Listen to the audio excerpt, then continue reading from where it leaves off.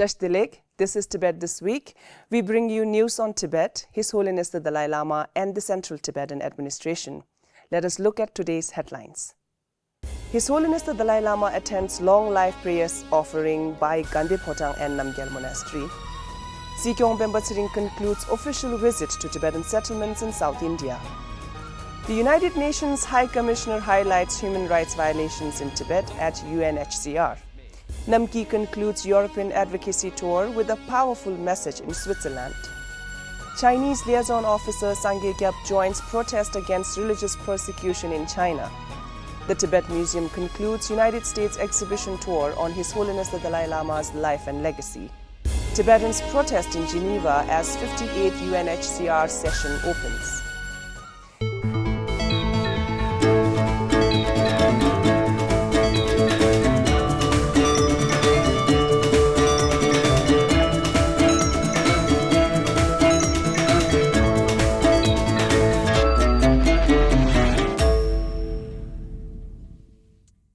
His Holiness the Dalai Lama welcomed Losar, the Tibetan New Year, with a renewed sense of energy and rigor, embarking on a series of heartfelt engagements. From presiding over solemn religious ceremonies to meeting countless devotees, His Holiness the Dalai Lama exemplified his unyielding dedication to promoting messages of peace and compassion. On Wednesday this week, the first auspicious Wednesday of the Wood Snake year, monks and former monks of Namgyal Monastery, along with the staff of the Office of His Holiness the Dalai Lama, offered long life prayers to His Holiness at his residence. The ceremony was based on the granting the essence of immortality right by the great fifth Dalai Lama. Expressing gratitude at the congregation, His Holiness reflected on his lifelong effort to benefiting the entire humanity, emphasizing the importance of inner peace, scientific dialogue, and wisdom of Tibetan Buddhism. He reaffirmed his commitment to continue helping others. Sikyong Penpa Tsering, the political leader of the Central Tibetan Administration, wrapped up his visits to the Bailakupi and Hunsru Tibetan settlements in South India. For about 20 days, Sikyong toured various camps in the Tibetan settlements, inaugurating projects, visiting schools, monasteries, welfare institutions, and engaging with residents and addressing community concerns. Sikyong also attended religious ceremonies at invitation of the local monasteries.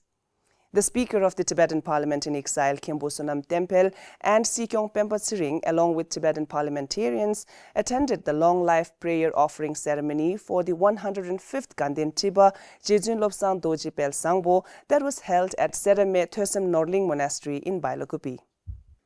At the 58th United Nations Human Rights Council session, the United Nations High Commissioner Volker Türk raised serious concerns about human rights abuses in Tibet, East Turkestan, and Hong Kong.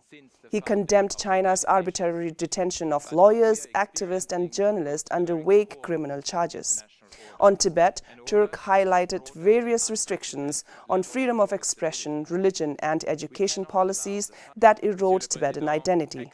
He also criticized Hong Kong's national security laws for suppressing civil liberties and pointed to ongoing systematic repression in East Turkestan. Türk urged China to implement United Nations recommendations and called for international accountability. The Tibet Bureau Geneva welcomed his remarks, stressing the need for continued global pressure. On February 21st, the former Tibetan political prisoner and activist Namkyi addressed over 200 Tibetans in Zurich, marking the end of her 12-day European Advocacy tour. Organized by Swiss Tibetan groups, the event focused on Tibet's ongoing struggle under Chinese rule. Namkyi shared her harrowing experiences of imprisonment, torture, and exile, emphasizing China's crackdown on Tibetan culture and education. She urged Tibetan youth to advocate for Tibet while preserving their heritage. Her speech left a deep impact, reinforcing the need for continued international pressure. On February 22nd, Sangay Kyab, Chinese liaison officer for Europe, joined a protest in Basel, Switzerland, organized by Chinese Christian groups against religious persecution in China.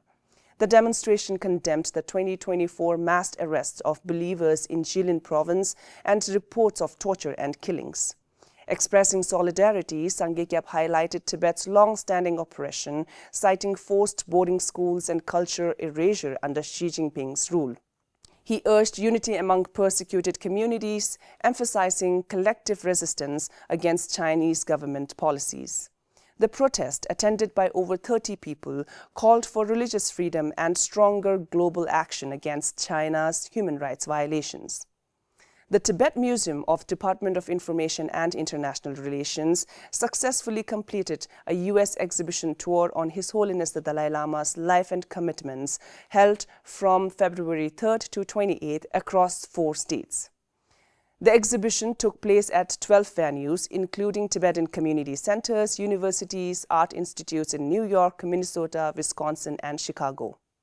The final event at Chicago Tibetan Community Center featured Professor Ken Poller from Northwestern University and Mayor George Von Dusen of Skokie.